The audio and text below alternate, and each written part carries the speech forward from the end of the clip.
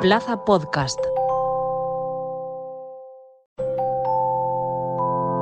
Plaza Podcast. La Paella Rusa, con Lucía Márquez, Andrés Boix, Guillermo López y Marta Meneu.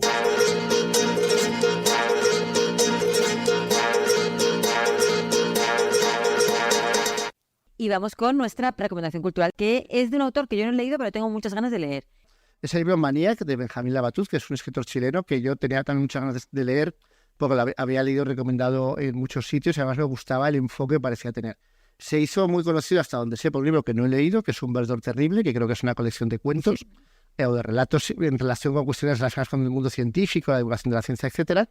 Y esto sí que es un libro, Maniac, una novela, que se centra en tres historias, pero que la principal es la historia central y que tiene que ver con el avance de la ciencia en el siglo XX, pero sobre todo con el avance de la ciencia dirigido hacia la eclosión de los ordenadores y finalmente de la inteligencia artificial como, digamos, el modelo de inteligencia parangonable o alternativo, incluso superior al de la inteligencia humana, ¿no? Maniac, el título proviene del nombre de un ordenador que inventa John von Neumann, que es un físico húngaro que sale de Hungría, bueno, que sale de Hungría poco antes de que, bueno, que vivía en Alemania, perdón, sale de Alemania poco antes de que los nazis ocupen el poder y que se exilia en Estados Unidos, o sea, va a vivir a Estados Unidos, y que se convierte en uno de los físicos más importantes de Estados Unidos, trabaja para el gobierno estadounidense, sobre todo trabaja para el ejército estadounidense y entre otros muchos avances, pues tiene un libro muy importante sobre teoría de juegos, tiene una serie de avances de un mero renacimiento del plano científico que le hicieron decir a sus coetáneos que era la primera persona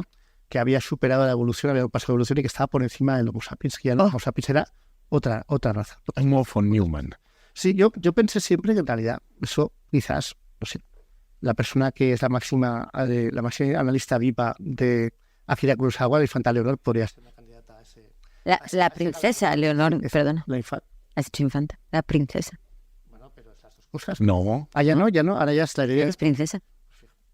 Perdón por mi error. Cuando te leas el libro de Jaime Peñafiel, lo sabrás. Me quedará muy claro, efectivamente. O sea, infantes son els pringats. Que no han de heredar. Sí. Pero no van a heredar. Vale.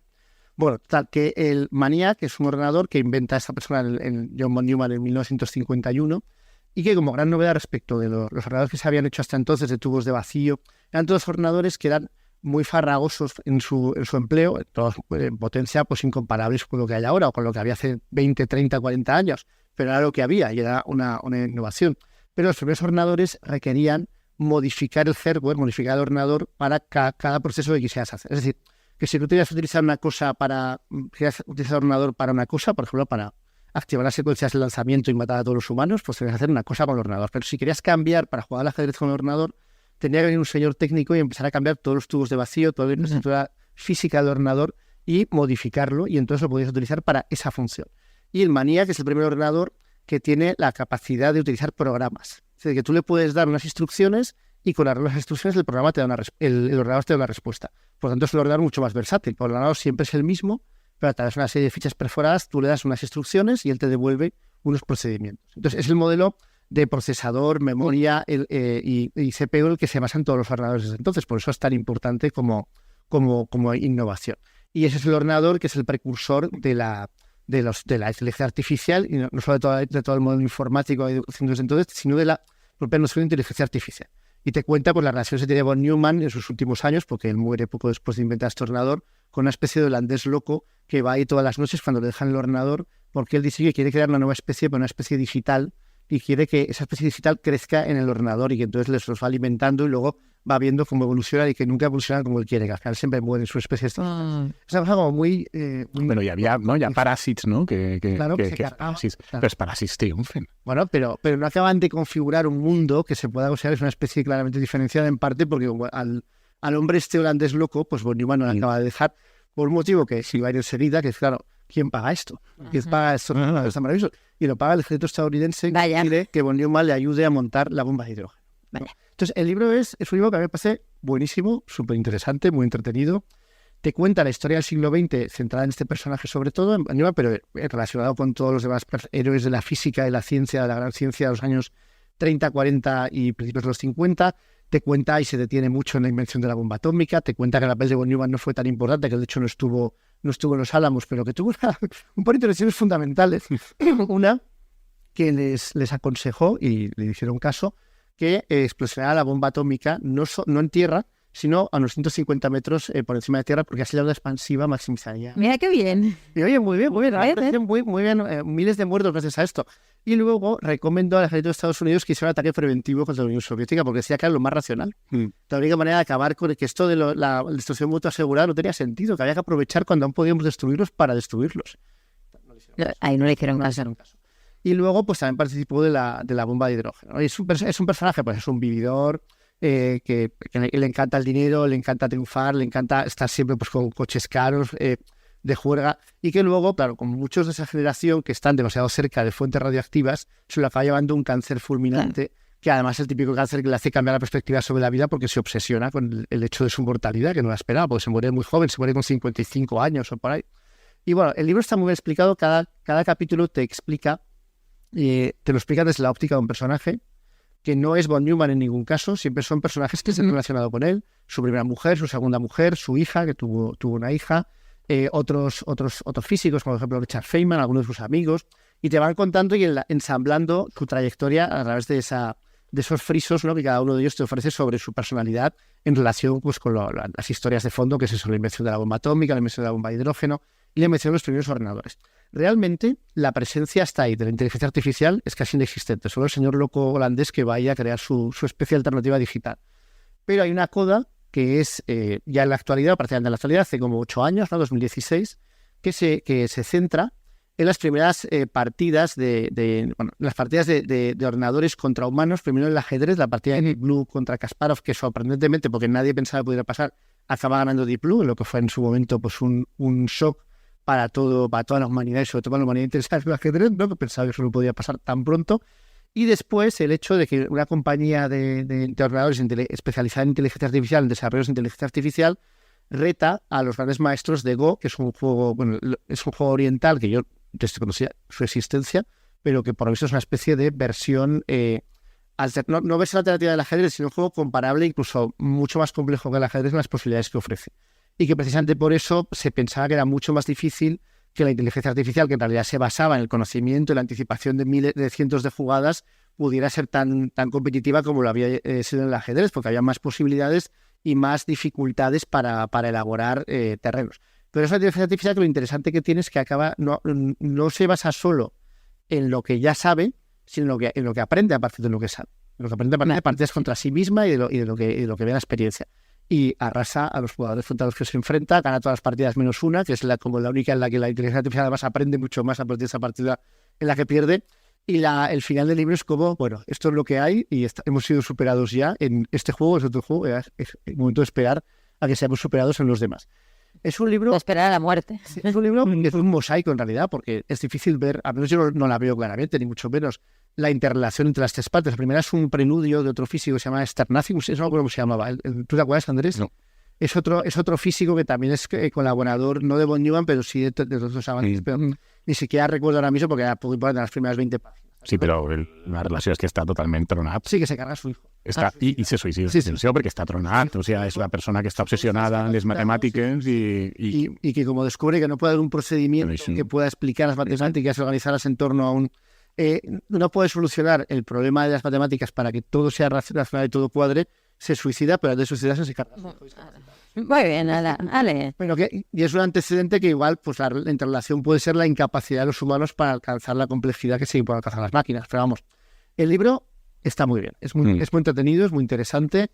Si te gusta la ciencia del siglo XX te va a gustar, si no te gusta yo creo que también te va a gustar porque lo explica muy bien, es decir, está en narrativamente es muy rico. A mí la coda, esto lo hablé con Andrés, la coda hasta final del partida de Go no me interesa tanto, porque creo que es un poco relativizar la importancia de lo que se nos ha contado antes, con lo que al fin y al cabo pues no deja de ser un juego muy especializado, que yo no sé si eso necesariamente es tan fácil luego extrapolarlo a otros ámbitos de la vida, como de alguna manera se apunta en la novela.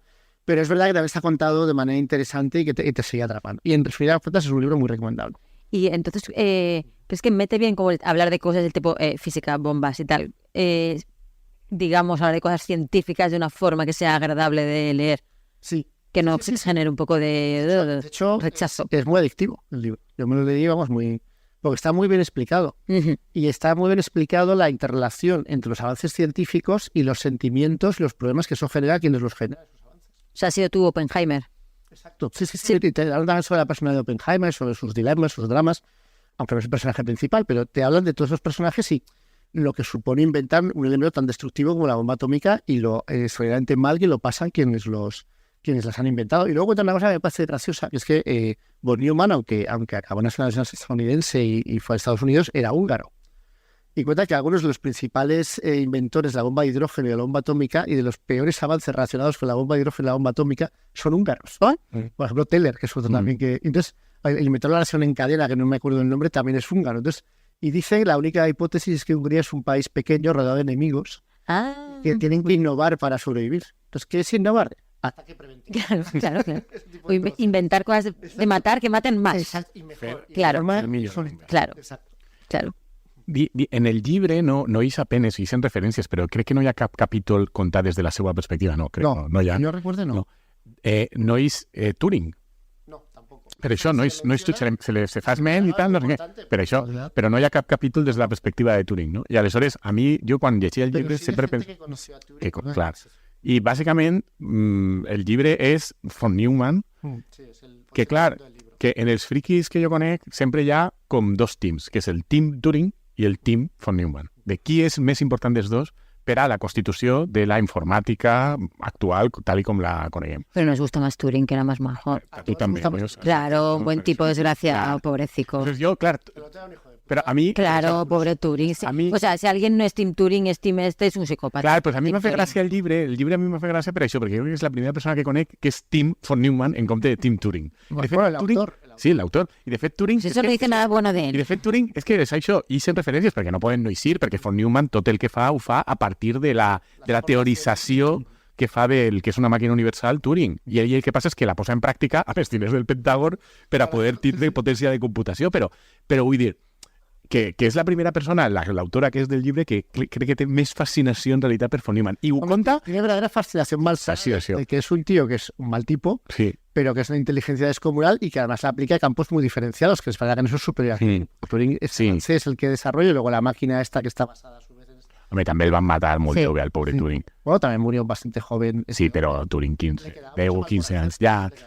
Aquesta, la gràcia que té en el llibre, clar, com el llibre està tractat amb estima respecte de l'home, a mi me fa gràcia que hi ha tota una sèrie de fricades d'aquest home que estan contades i genera certa empatia. Com per exemple això de que fora assessor. Això de que no estiguera en los Álamos, ni treballara per al Pentágon, ni treballara per... Era assessor. Pero eso, claro, es un tío muy listo, como consultor. Exactamente, era consultor. Consultor, pero de ideas y se pira. Consultor de bombes. Es que consultor de bombes y de... Que dan pena, como el hecho de que él se muere con un cáncer fulminante, pero que es unos meses de agonía horrible, en los que además no quiere morir, busca en que su mente le salve de la muerte. Cuando le salve de la muerte. Y entonces cuando ve eso, entra en un horror sin límites de lo que le va a pasar.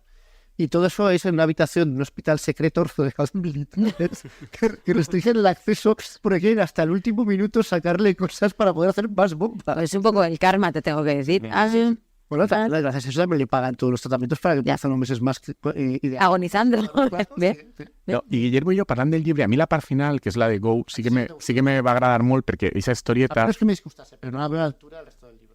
A mi és que me pareix molt interessant perquè la història en si de les partides d'escacs de Deep Blue i després les partides de Go de Deep Mind me pareixen molt interessants perquè reflecteixen molt bé com ha canviat el tema. La màquina d'IBM que guanya Kasparov guanyava jugant com humans.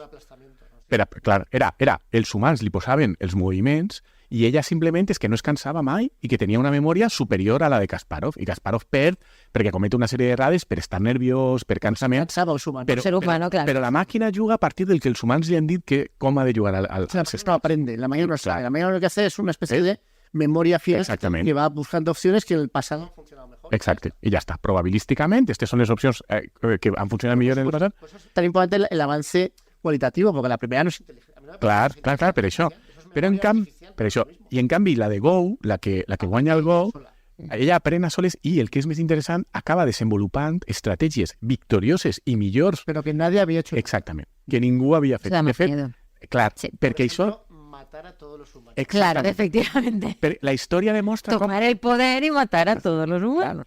ja no saps què és el que farà la màquina. I a mi això sí que me pareix molt interessant, perquè no només això, sinó que el Go, com és tan complicat, els orientals que són experts en Go són místics, pràcticament, són savis, místics, tal.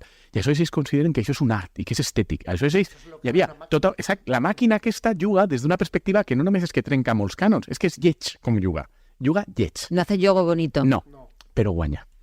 És italiana. Es eficaz. Bien. Lo tenemos que dejar aquí. Y nos vemos y escuchamos la semana que viene. Chao. Plaza Podcast.